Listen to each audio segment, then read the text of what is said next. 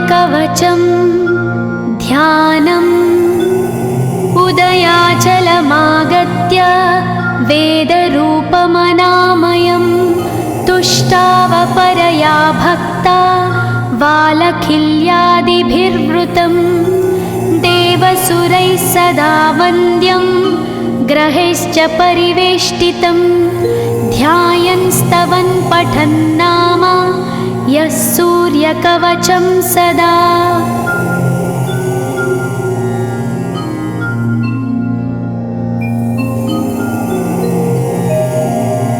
कवचं गृणिः पातु शिरोदेशं सूर्यः पालं च पातु मे आदित्यो लोचने पातु श्रुतिपातः प्रभाकरः घ्राणं पातु सदा भानो अर्क पातु तथा।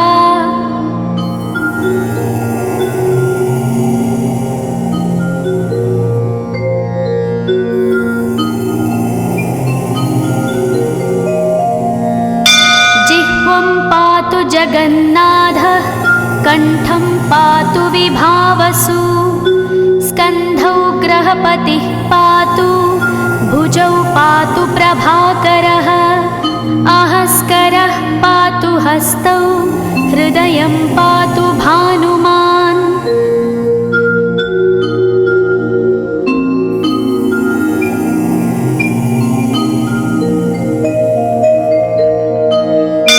मध्यं च पातु सप्ताश्वो नाभिं पातु नभोमणिः द्वादशात्मा कटिं पातु सविता पातु सक्तिनी ऊरू पातु सुरश्रेष्ठो जानुनी पातु भास्करः जङ्घे पातु च मार्ताण्डो गुल्फौ पातु त्विषाम्पतिः।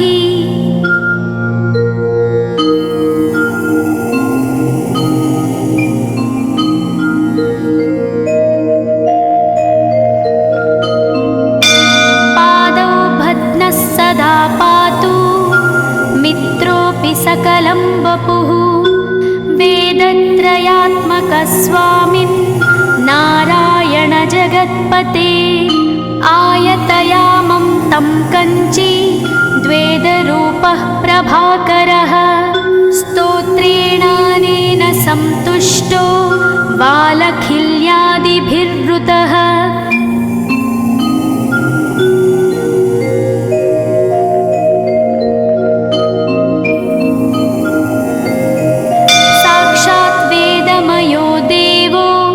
रथारूढः समागतः तं दृष्ट्या सहस्तोत्थाय दण्डवत् प्रणमन् भुवि कृताञ्जलिपुटो भूत्वा सूर्यस्याग्रे स्तुवत्तदा वेदमूर्तिः महाभागो ज्ञानदृष्टिर्विचार्य च ब्रह्मणा स्थापितं पूर्वं यथा यमाविवर्जितम्।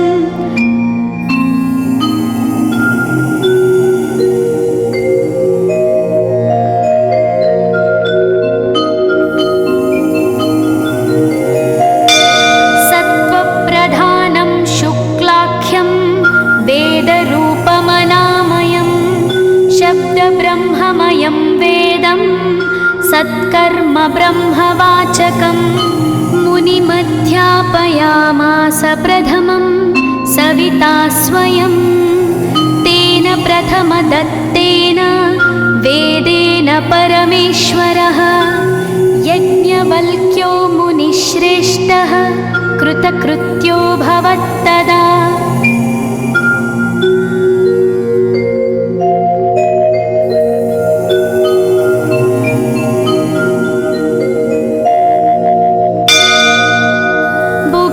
सकलान् वेदान् ज्ञातवान् सूर्यसन्निधौ इदं स्तोत्रं महापुण्यं पवित्रं पापनाशनं यः पठेच्छृणुयाद्वापि सर्वपापैः प्रमुच्यते वेदार्थज्ञानसम्पन्नः सूर्यलोकमवाप्नुयात्।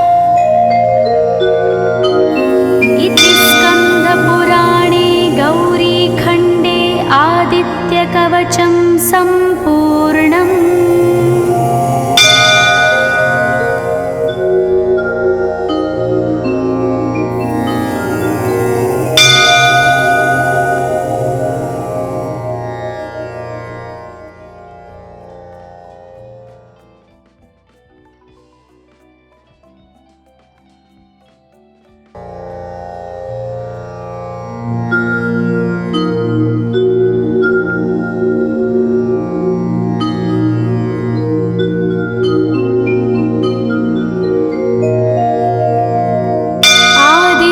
कवचं ध्यानम् उदयाचलमागत्य वेदरूपमनामयं तुष्टावपरया भक्ता वालखिल्यादिभिर्वृतं देवसुरैः सदा वन्द्यं ग्रहैश्च परिवेष्टितं ध्यायन् स्तवन् पठन् नाम यः सूर्यकवचं सदा।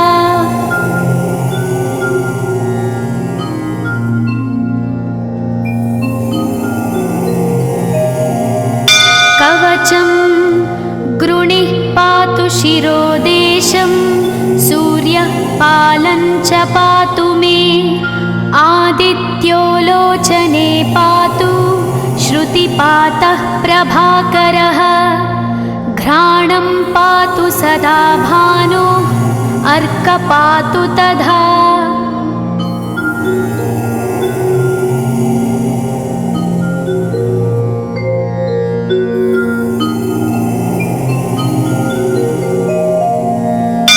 जिह्वं पातु जगन्नाथः कण्ठं पातु विभावसु स्कन्धौ ग्रहपतिः पातु भुजौ पातु प्रभाकरः आहस्करः पातु हस्तौ हृदयं पातु भानुमान्।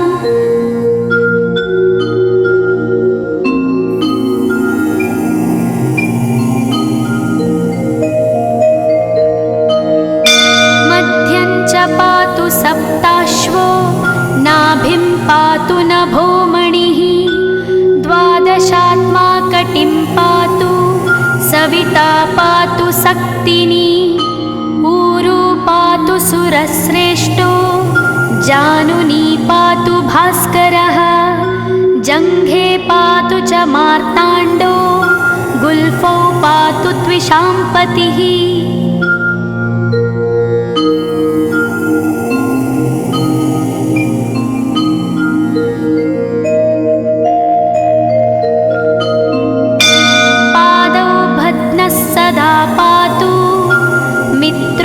सकलं वपुः वेदत्रयात्मकस्वामिन् नारायण जगत्पते आयतयामं तं कञ्ची द्वेदरूपः प्रभाकरः स्तोत्रेणानेन सन्तुष्टो वालखिल्यादिभिर्वृतः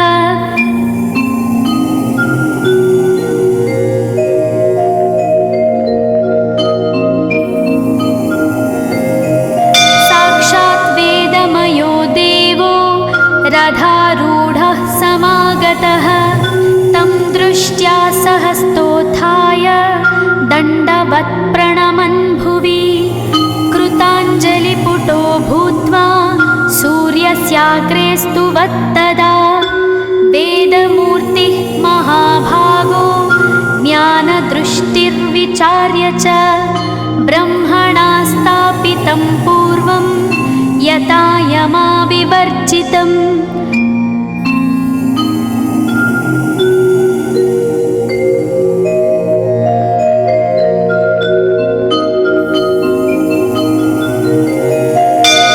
सत्त्वप्रधानं शुक्लाख्यं वेदरूपमनामयं शब्दब्रह्ममयं वेदं सत्कर्म ब्रह्मवाचकम् मुनिमध्यापयामास प्रथमं सविता स्वयं तेन प्रथमदत्तेन वेदेन परमेश्वरः यज्ञवल्क्यो मुनिश्रेष्ठः कृतकृत्यो भवत्तदा।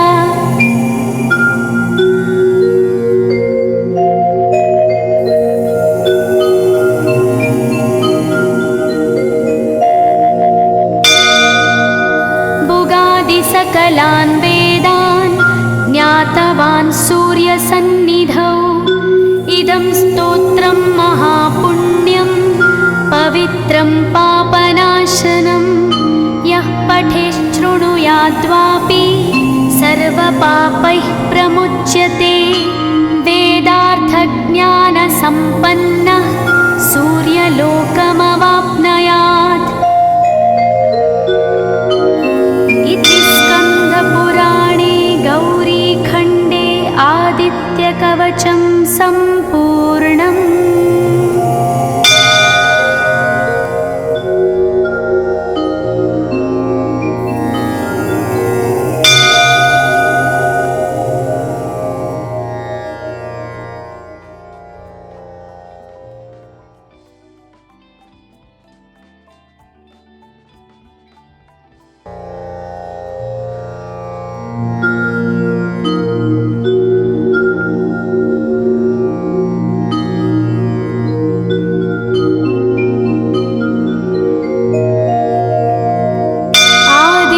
कवचं ध्यानम्। उदयाचलमागत्य वेदरूपमनामयं तुष्टावपरया भक्ता वालखिल्यादिभिर्वृतं। देवसुरैः सदा वन्द्यं ग्रहैश्च परिवेष्टितं। ध्यायन् स्तवन् पठन् नाम यः सूर्यकवचं सदा।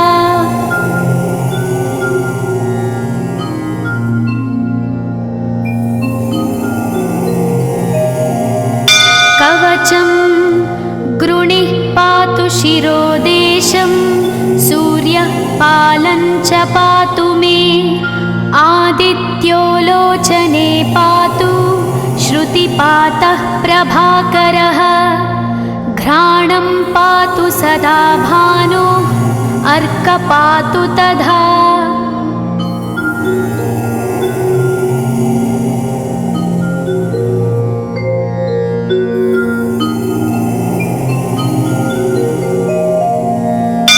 जिह्वं पातु जगन्नाथः कण्ठं पातु विभावसु।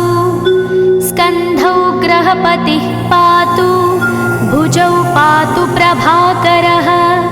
आहस्करः पातु हस्तौ हृदयं पातु भानुमान्।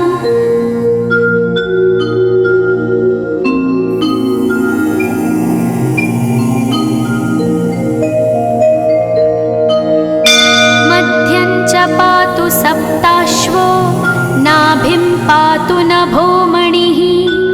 द्वादशात्मा कटिं पातु सविता पातु सक्तिनी।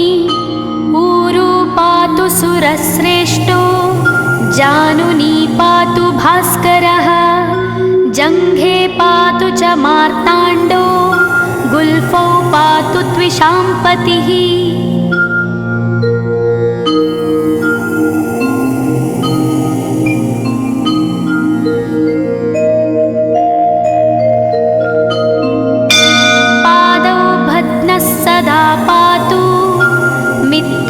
सकलं वपुः वेदत्रयात्मकस्वामिन् नारायण जगत्पते।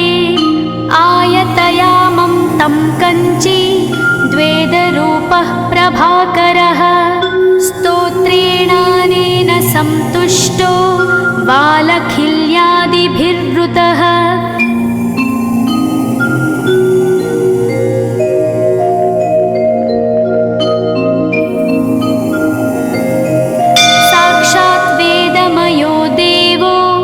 रथारूढः समागतः तं दृष्ट्या सहस्तोत्थाय दण्डवत् प्रणमन् भुवि। कृताञ्जलिपुटो भूत्वा सूर्यस्याग्रे स्तुवत्तदा। वेदमूर्तिः महाभागो ज्ञानदृष्टिर्विचार्य च ब्रह्मणा स्थापितं पूर्वं यथा यमाविवर्जितम्।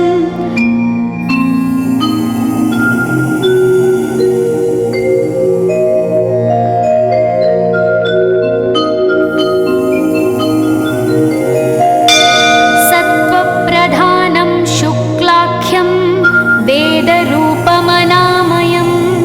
शब्दब्रह्ममयं वेदं सत्कर्म ब्रह्मवाचकम्।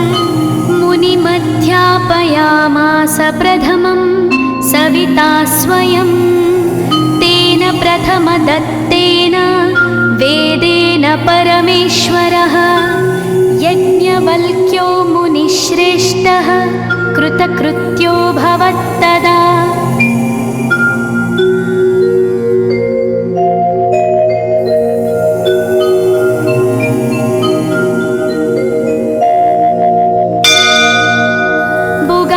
सकलान् वेदान् ज्ञातवान् सूर्यसन्निधौ इदं स्तोत्रं महापुण्यं पवित्रं पापनाशनं यः पठेच्छृणुयाद्वापि सर्वपापैः प्रमुच्यते।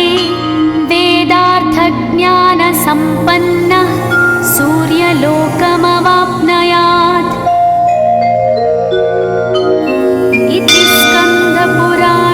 गौरीखण्डे आदित्यकवचं सम्पूर्णम्।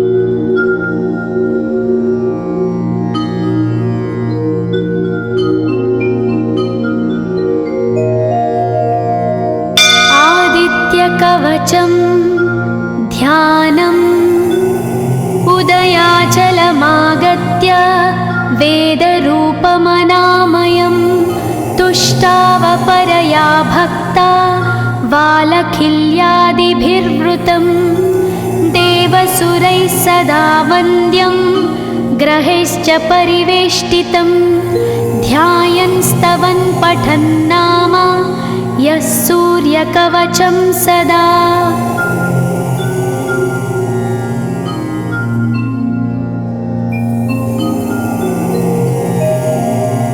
कवचं गृणिः पातु शिरोदेशं सूर्यः पालं च पातु मे आदित्यो लोचने पातु श्रुतिपातः प्रभाकरः घ्राणं पातु सदा भानो अर्क पातु तथा।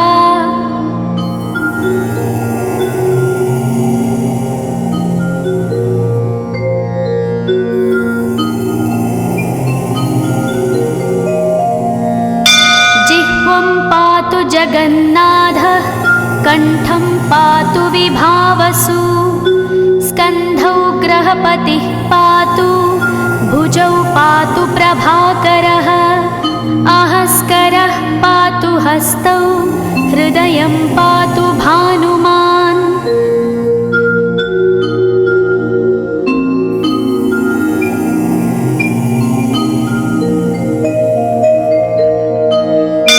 मध्यं च पातु सप्ताश्वो नाभिं पातु नभोमणिः द्वादशात्मा कटिं पातु सविता पातु सक्तिनी ऊरू पातु सुरश्रेष्ठो जानुनी पातु भास्करः जङ्घे पातु च मार्ताण्डो गुल्फौ पातु त्विषाम्पतिः।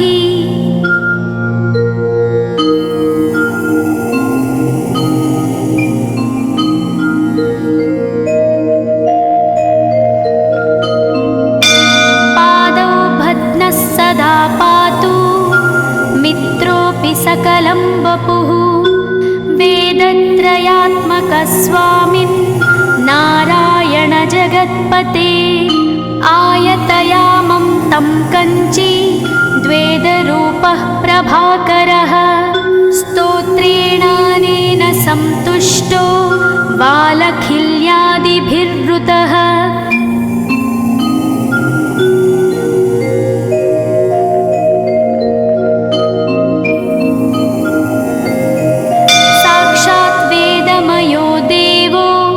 रथारूढः समागतः तं दृष्ट्या सहस्तोत्थाय दण्डवत् प्रणम्य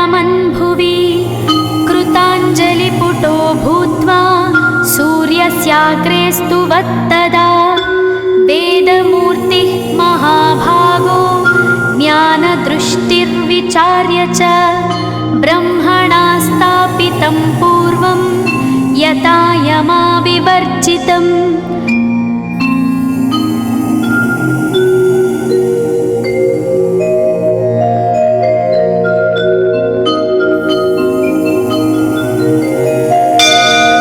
सत्त्वप्रधानं शुक्लाख्यं वेदरूपमनामयं शब्दब्रह्ममयं वेदं सत्कर्म ब्रह्मवाचकम् मुनिमध्यापयामास प्रथमं सविता स्वयं तेन प्रथमदत्तेन वेदेन परमेश्वरः यज्ञवल्क्यो मुनिश्रेष्ठः कृतकृत्यो भवत्तदा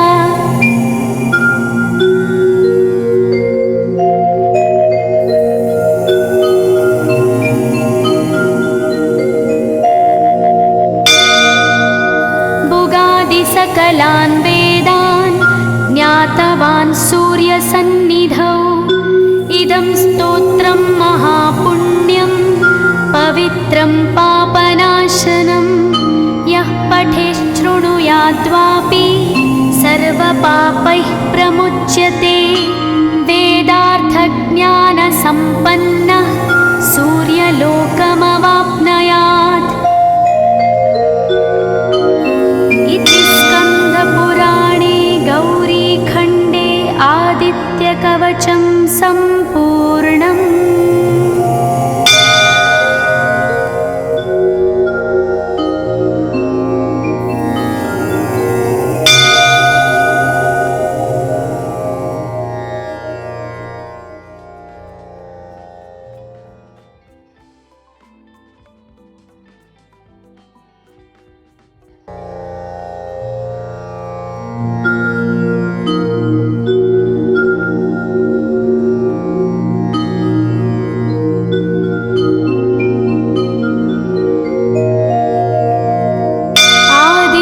कवचं ध्यानम् उदयाचलमागत्य वेदरूपमनामयं तुष्टावपरया भक्ता वालखिल्यादिभिर्वृतं देवसुरैः सदा वन्द्यं ग्रहैश्च परिवेष्टितं ध्यायन् स्तवन् पठन् नाम यः सूर्यकवचं सदा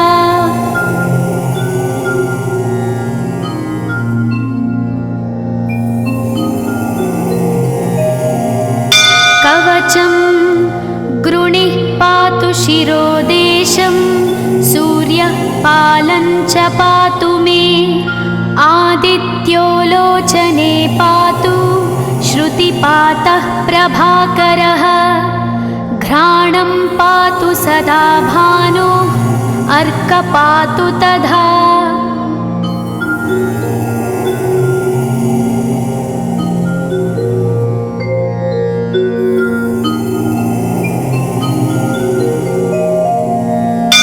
जिह्वं पातु जगन्नाथः कण्ठं पातु विभावसु स्कन्धौ ग्रहपतिः पातु भुजौ पातु प्रभाकरः आहस्करः पातु हस्तौ हृदयं पातु भानुमान्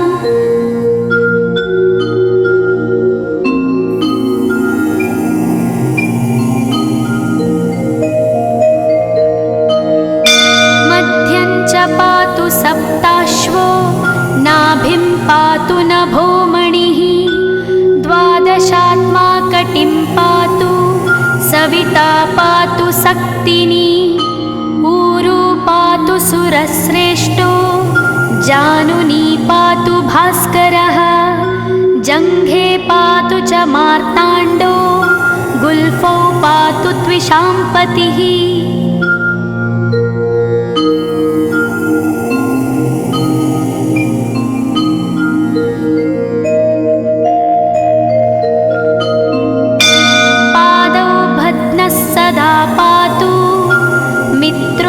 सकलं वपुः वेदत्रयात्मकस्वामिन् नारायण जगत्पते आयतयामं तं कञ्ची द्वेदरूपः प्रभाकरः स्तोत्रेणानेन सन्तुष्टो बालखिल्यादिभिर्वृतः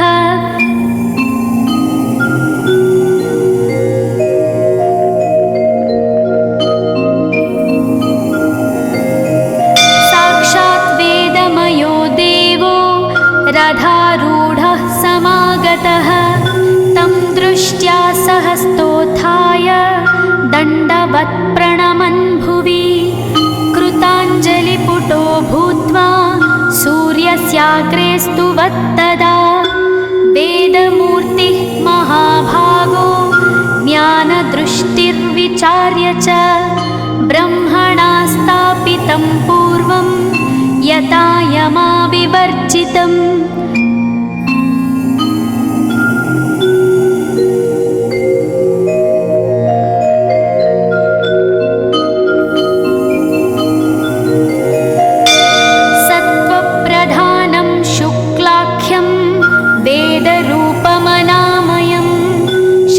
ब्रह्ममयं वेदं सत्कर्म ब्रह्मवाचकं मुनिमध्यापयामास प्रथमं सविता स्वयं तेन प्रथमदत्तेन वेदेन परमेश्वरः यज्ञवल्क्यो मुनिश्रेष्ठः कृतकृत्यो भवत्तदा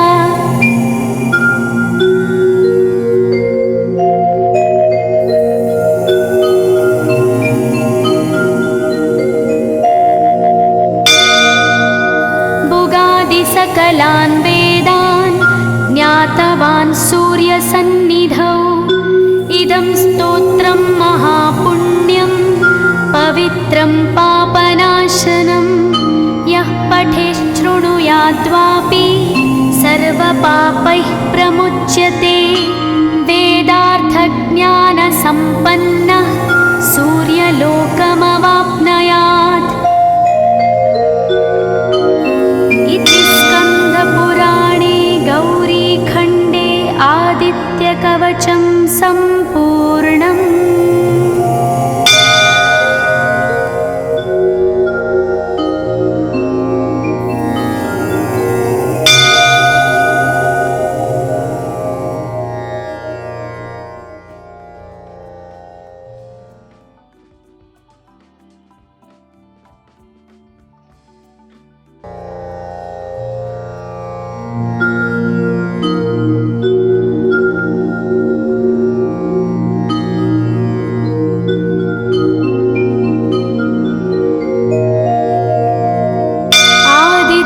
कवचं ध्यानम् उदयाचलमागत्य वेदरूपमनामयं तुष्टावपरया भक्ता वालखिल्यादिभिर्वृतं देवसुरैः सदा वन्द्यं ग्रहैश्च परिवेष्टितं ध्यायन् स्तवन् पठन् नाम यः सूर्यकवचं सदा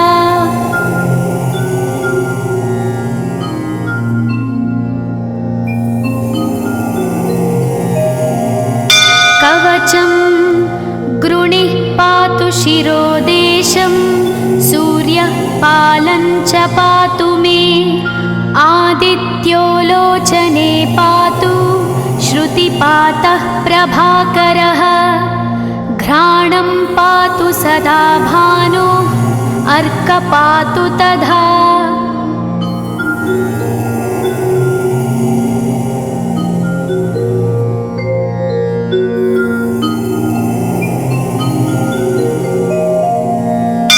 जिह्वं पातु जगन्नाथः कण्ठं पातु विभावसु स्कन्धौ ग्रहपतिः पातु भुजौ पातु प्रभाकरः आहस्करः पातु हस्तौ हृदयं पातु भानुमान्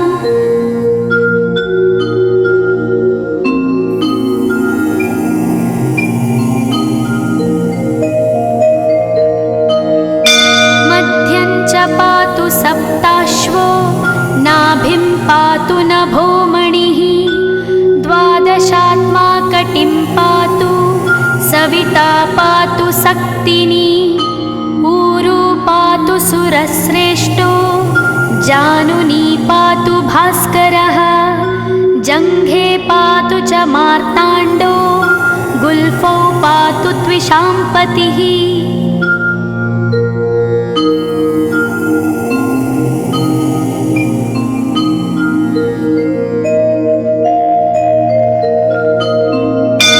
पादौ भद्नः सदा पातु मित्रोऽपि सकलं वपुः वेदत्रयात्मकस्वामिन् नारायण जगत्पते आयतयामं तं कञ्ची द्वेदरूपः प्रभाकरः स्तोत्रेणानेन सन्तुष्टो वालखिल्यादिभिर्वृतः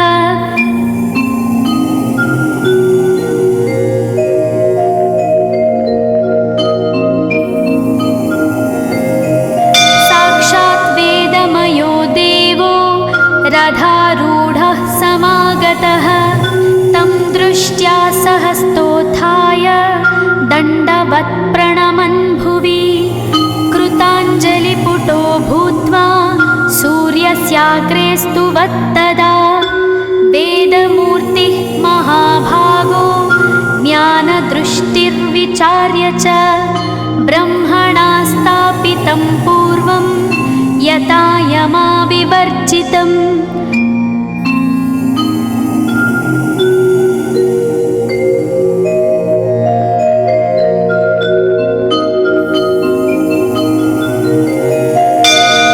सत्त्वप्रधानं शुक्लाख्यं वेदरूपमनामयं शब्दब्रह्ममयं वेदं सत्कर्म ब्रह्मवाचकम् मुनिमध्यापयामास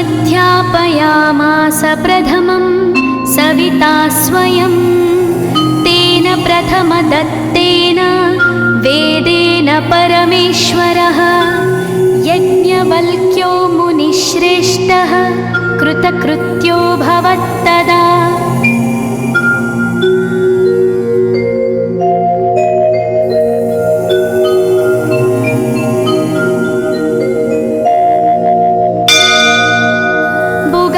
सकलान् वेदान् ज्ञातवान् सूर्यसन्निधौ इदं स्तोत्रं महापुण्यं पवित्रं पापनाशनं यः पठेच्छृणुयाद्वापि सर्वपापैः प्रमुच्यते वेदार्थज्ञानसम्पन्नः सूर्यलोकमवाप्नुयात् इति स्कन्दपुराणे गौरीखण्डे आदित्यकवचं सम्पूर्णम्।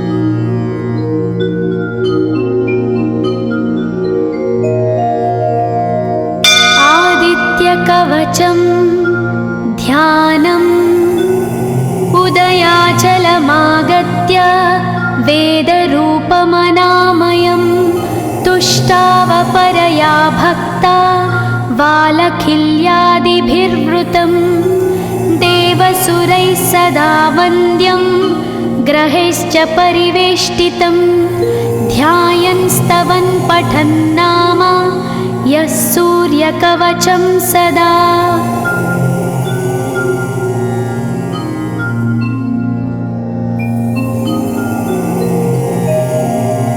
कवचं गृणिः पातु शिरोदेशं सूर्यः पालं च पातु मे आदित्यो लोचने पातु श्रुतिपातः प्रभाकरः घ्राणं पातु सदा भानो अर्कपातु तथा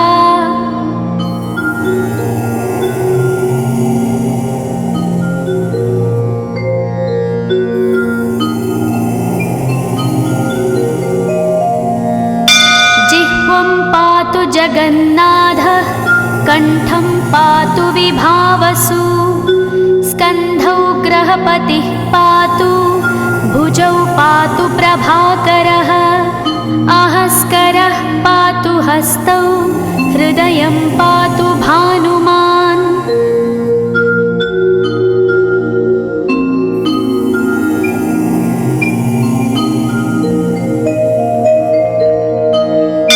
मध्यं च पातु सप्ताश्वो, नाभिं पातु नभोमणिः, द्वादशात्मा कटिं पातु, सविता पातु सक्तिनी, ऊरू पातु सुरश्रेष्ठो, जानुनी पातु भास्करः, जङ्घे पातु च मार्ताण्डो, गुल्फौ पातु त्विषाम्पतिः।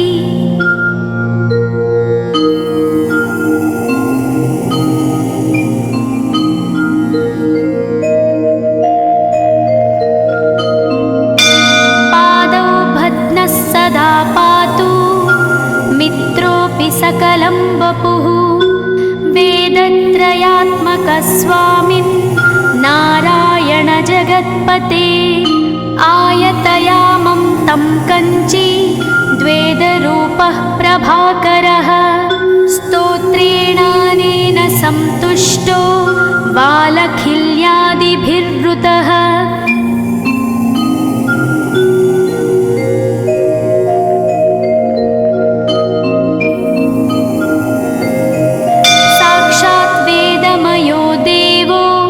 रथारूढः समागतः, तं दृष्ट्या सहस्तोत्थाय दण्डवत् प्रणमन् भुवि, कृताञ्जलिपुटो भूत्वा सूर्यस्याग्रे स्तुवत्तदा, वेदमूर्तिः महाभागो ज्ञानदृष्टिर्विचार्य च, ब्रह्मणा स्थापितं पूर्वं यथा यमाविवर्जितम्।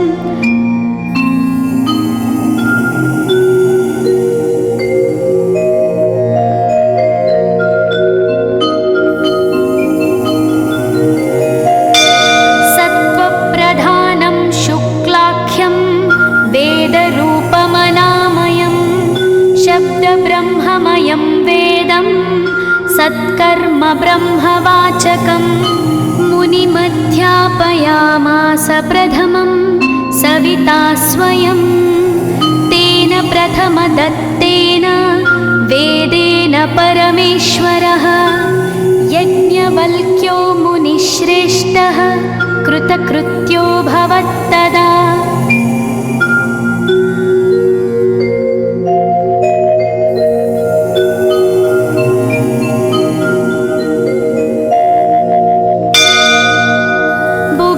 सकलान् वेदान् ज्ञातवान् सूर्यसन्निधौ, इदं स्तोत्रं महापुण्यं पवित्रं पापनाशनं, यः पठेच्छृणुयाद्वापि सर्वपापैः प्रमुच्यते, वेदार्थज्ञानसम्पन्नः सूर्यलोकमवाप्नुयात्। इति स्कन्दपुराणे गौरीखण्डे आदित्यकवचं सम्पूर्णम्।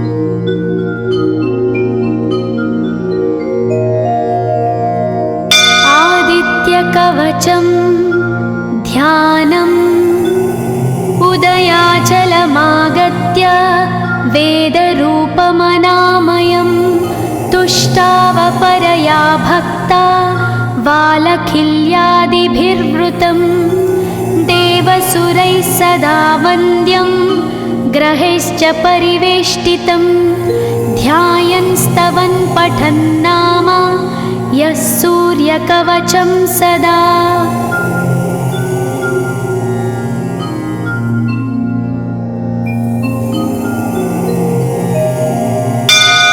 वाचं गृणिः पातु शिरोदेशं सूर्यः पालं च पातु मे आदित्यो लोचने पातु श्रुतिपातः प्रभाकरः घ्राणं पातु सदा भानो अर्क पातु तथा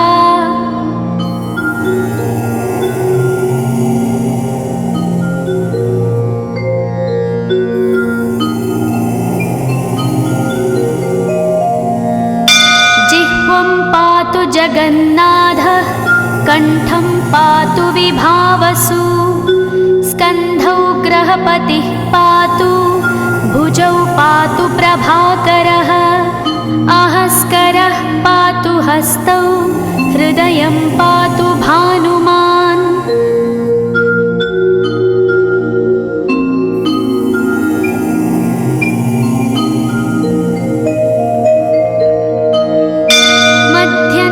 पातु सप्ताश्वो नाभिं पातु नभोमणिः द्वादशात्मा कटिं पातु सविता पातु सक्तिनी ऊरू पातु सुरश्रेष्ठो जानुनी पातु भास्करः जङ्घे पातु च मार्ताण्डो गुल्फौ पातु त्विषाम्पतिः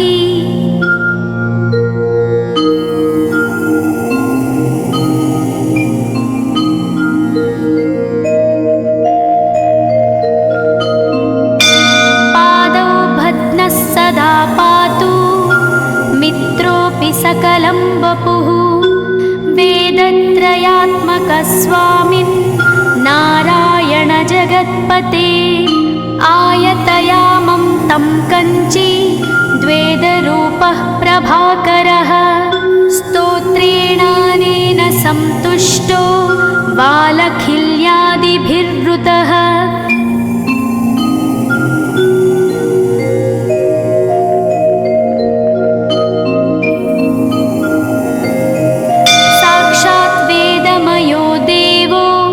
रथारूढः समागतः तं दृष्ट्या सहस्तोत्थाय दण्डवत् प्रणमन् भुवि कृताञ्जलिपुटो भूत्वा सूर्यस्याग्रे स्तुवत्तदा वेदमूर्तिः महाभागो ज्ञानदृष्टिर्विचार्य च ब्रह्मणा स्थापितं पूर्वं यथा यमाविवर्जितम्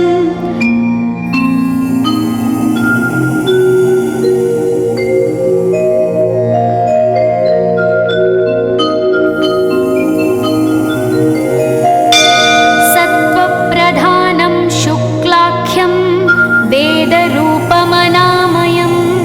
शब्दब्रह्ममयं वेदं सत्कर्म ब्रह्मवाचकम् मुनिमध्यापयामास प्रथमं सविता स्वयं तेन प्रथमदत्तेन वेदेन परमेश्वरः यज्ञवल्क्यो मुनिश्रेष्ठः कृतकृत्यो भवत्तदा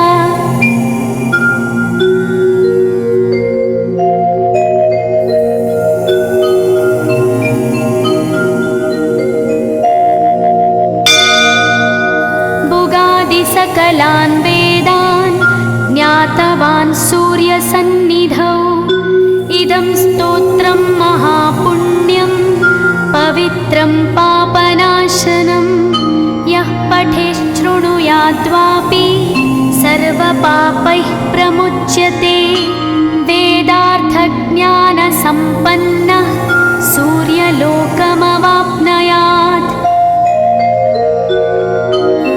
इति स्कन्दपुराणे गौरीखण्डे आदित्यकवचं सम्पूर्णम्।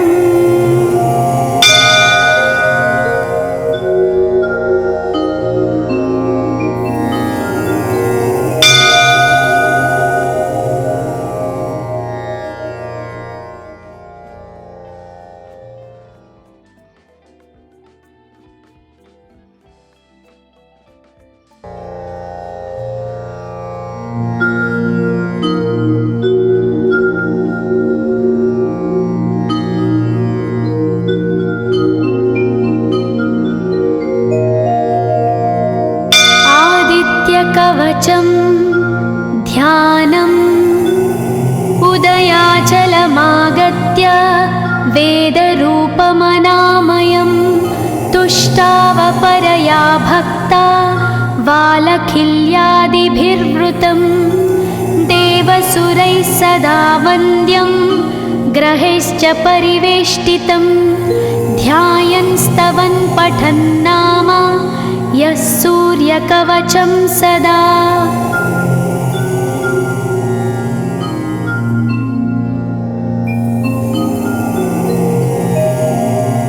कवचं गृणिः पातु शिरोदेशं सूर्यः पालं च पातु मे आदित्यो लोचने पातु श्रुतिपातः प्रभाकरः घ्राणं पातु सदा भानो अर्कपातु तथा।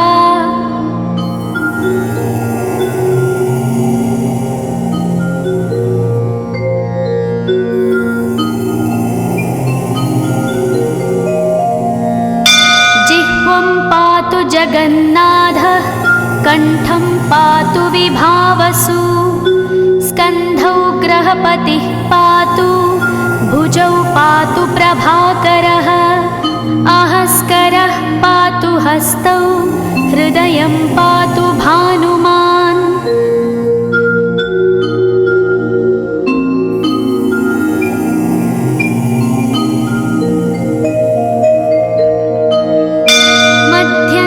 पातु सप्ताश्वो नाभिं पातु नभोमणिः द्वादशात्मा कटिं पातु सविता पातु सक्तिनी ऊरू पातु सुरश्रेष्ठो जानुनी पातु भास्करः जङ्घे पातु च मार्ताण्डो गुल्फौ पातु त्विषाम्पतिः।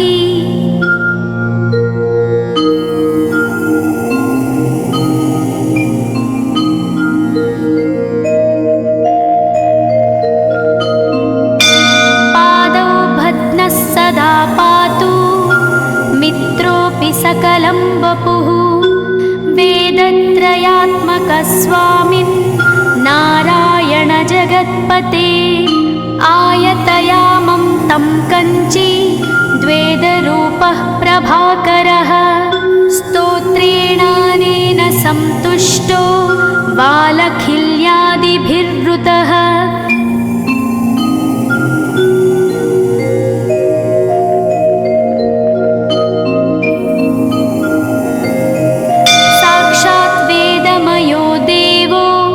रथारूढः समागतः तं दृष्ट्या सहस्तोत्थाय दण्डवत् प्रणमन् भुवि कृताञ्जलिपुटो भूत्वा सूर्यस्याग्रे स्तुवत्तदा वेदमूर्तिः महाभागो ज्ञानदृष्टिर्विचार्य च ब्रह्मणा स्थापितं पूर्वं यथा यमाविवर्जितम्।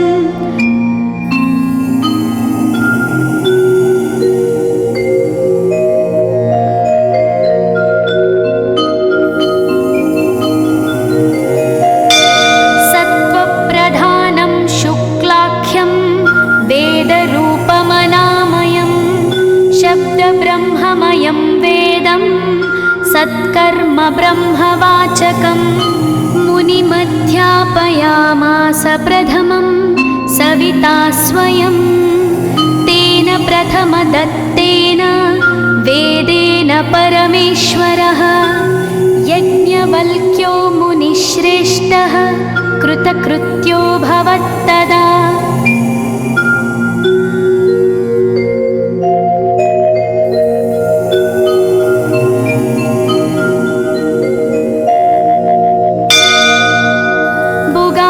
सकलान् वेदान् ज्ञातवान् सूर्यसन्निधौ इदं स्तोत्रं महापुण्यं पवित्रं पापनाशनं यः पठेच्छृणुयाद्वापि सर्वपापैः प्रमुच्यते वेदार्थज्ञानसम्पन्नः सूर्यलोकमवाप्नुयात्। इति स्कन्दपुराणे गौ कवचं सम्पूर्णम्